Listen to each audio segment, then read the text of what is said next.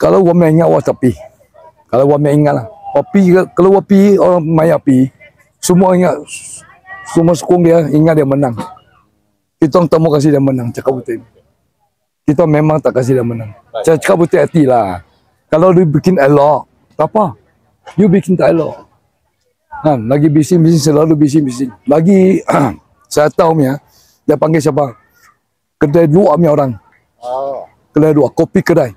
Cina punya. Terus bagi peta dia. Ini tu dua peta you ini dulu. Orang punya tempat. Dia panggil orang dulu mana? Dia panggil orang ubah. Kau tak berudi you panggil Cina kan Melayu apa bangsa dia pasal. Tapi lu tak boleh panggil dua orang mari. Kita punya tempat. So bagi. Itu kopi kedai itu lorong satu itu kedai yang 88 Cina kan. Sini tepi semua Cina kopi kedai dia panggil masuk. Dia orang bagi saya tengok. Kolombo berapa semua so ada. Kami kawan tu semua. Dia dapat lot dah. Dapat. Berapa peta semua so dapat. You mana boleh macam tu. Itu lorong tu panjang tu kan. Semua kena ayamnya semua kena itu semua kami kawan.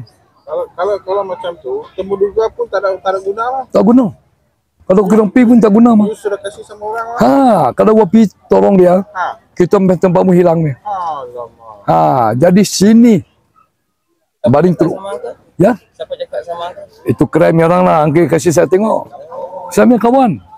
Dia cakap, lu punya pasal macam mana? Saya cakap, iyalah. Walaupun dia suruh bagi, dua petak. Dia sudah bagi Suruh bagi. Temuduga tak ada pun dia sudah bagi. Bagi.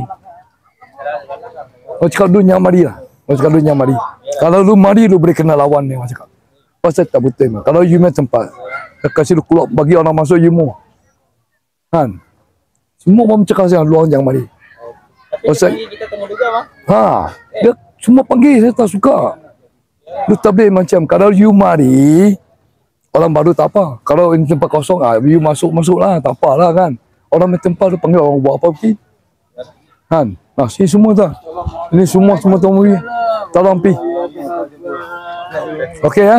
Okey, terima kasih.